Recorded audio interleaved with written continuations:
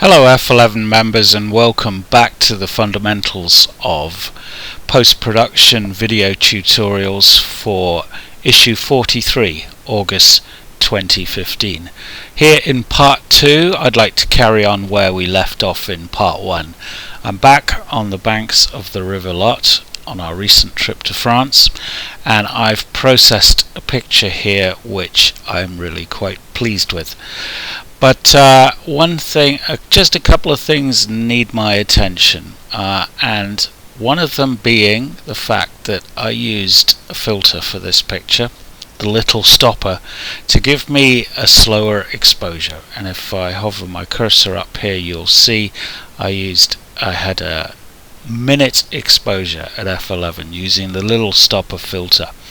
Now both the little stopper and big stopper filters have color casts. They're essentially quite blue filters because it's virtually impossible to make filters that dense without some kind of color cast.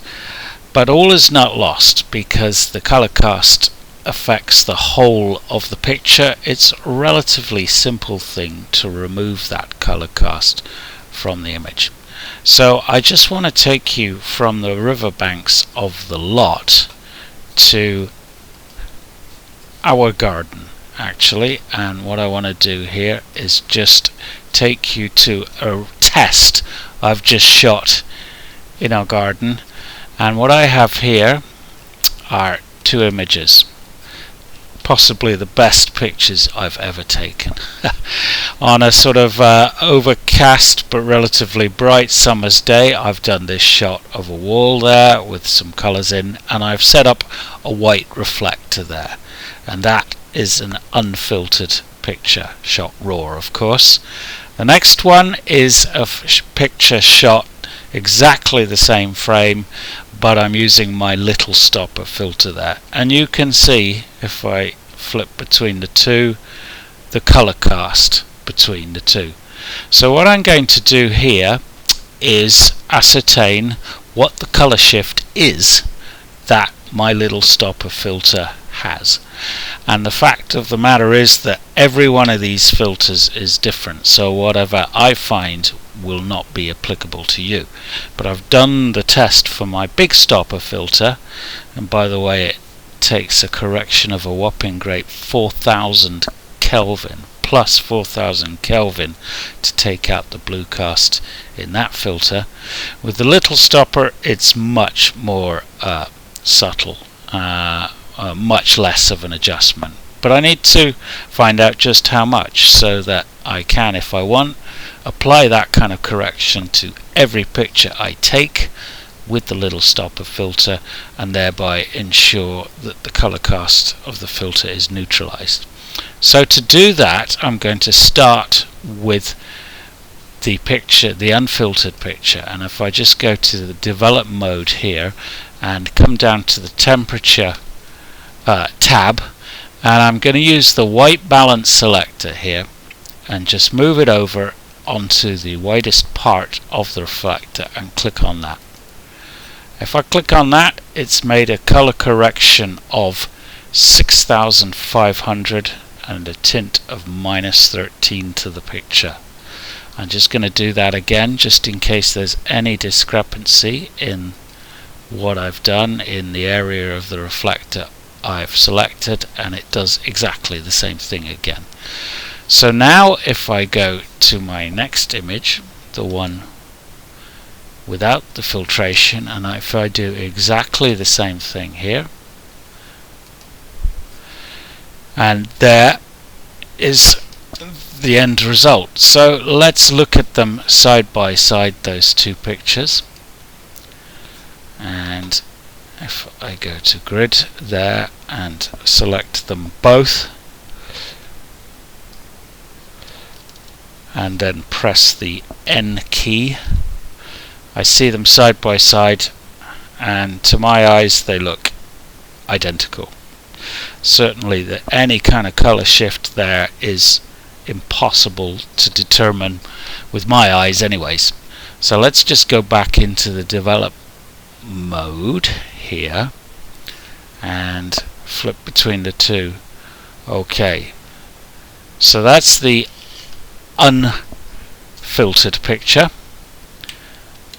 and that's the filtered one. And what I need to do is calculate the difference between the two. Calculate the difference in terms of these figures here. So the unfiltered picture has a adjusted color temperature of 6500 with a tint of -13 to give me a truly neutralized white there.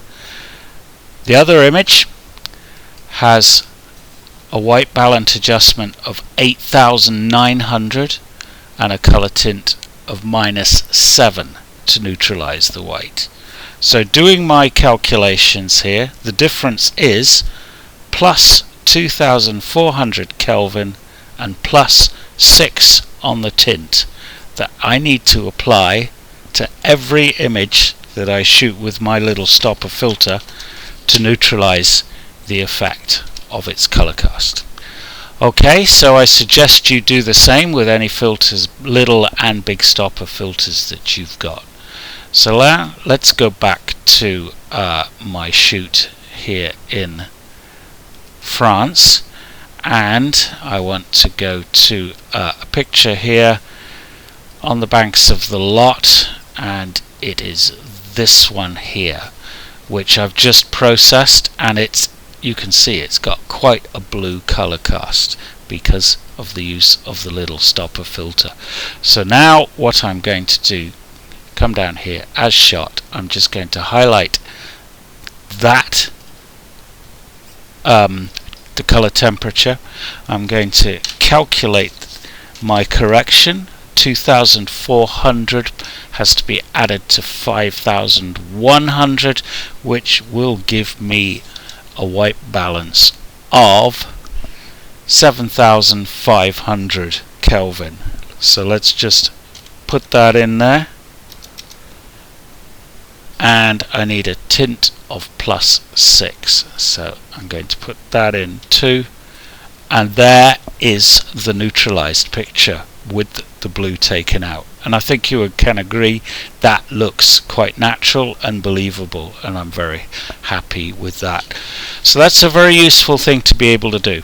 And I know I've got a little sticker here stuck to my screen that every shot I do taken with my little or big stopper filter, I have to apply these kind of adjustments if I want a total neutral color balance.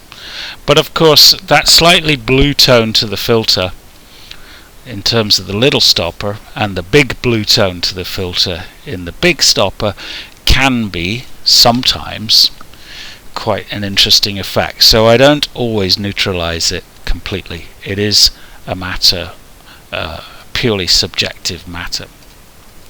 Okay, the next thing I just want to mention here is the old business of profile corrections.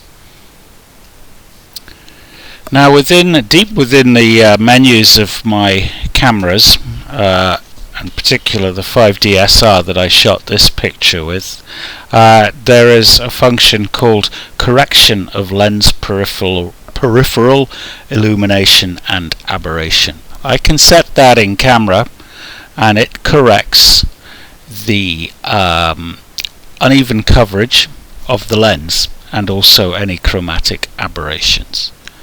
Or does it?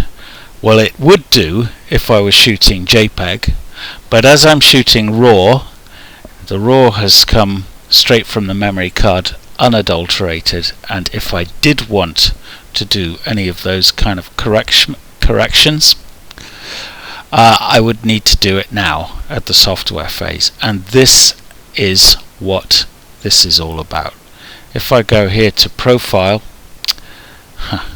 if I go down here to lens corrections, profile, and enable profile corrections, what it does is it sees the lens I'm using, in this case the 24-70 f2.8 LIS2 lens, and basically adjusts for the uneven coverage of that lens. What do I mean by uneven coverage, or what Canon called peripheral illumination. All lenses are brighter in the center than they are at the edges, so if I click off you can see the difference there. Now, which is better? Purely subjective yet again. Always bear in mind that any adjustment you make here is actually stretching and shifting pixels. I tend to think that I only use profile corrections if I have to. In this particular case, I'm not particularly that worried about the slightly darker periphery of the image as opposed to the center, and so I'm not going to make that adjustment, but it's worth clicking it on and off for yourself to decide.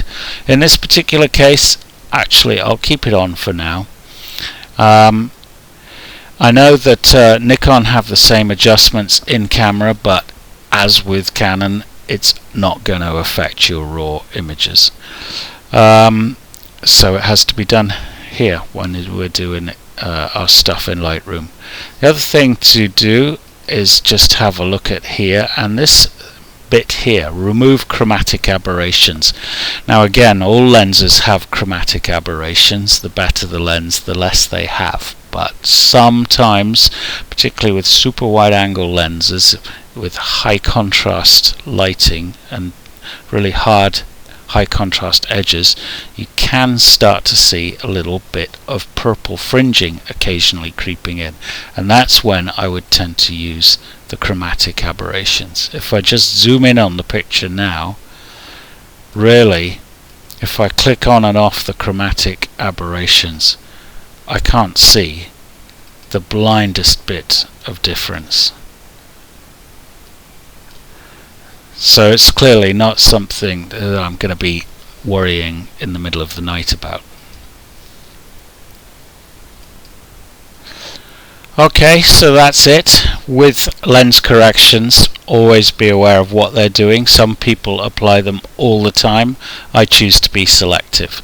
With this particular picture, I still can't quite, to tell you the truth, determine whether it's better with or without my profile corrections.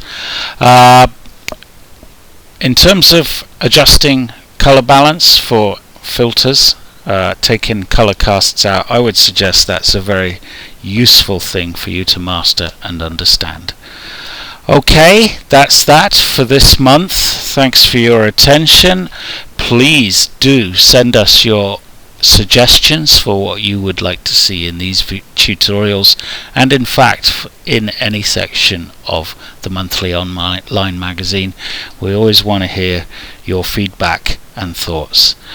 We'll see you next month. Keep exposing.